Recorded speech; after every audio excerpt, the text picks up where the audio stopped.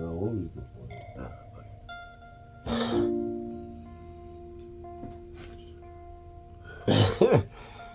Ignorance is bliss, but once you know, you should grow. Growing hurts, and it's boring.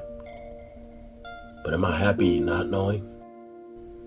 Happy drinking unreasonable amounts of liquor with my friends to kill the boredom?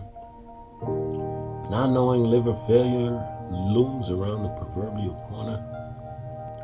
Is it ignorance following your peers into countless bad relationships whilst disregarding responsibility in hopes of gaining credibility? And should the growth come before or after you've had kids of your own? Telling them to avoid these pitfalls. In short, it isn't easier to ask for forgiveness rather than permission. Permission is 50% of life's journey. And once you know, you must grow. Enjoy your ignorance. You're born with it. But every day, pursue growth.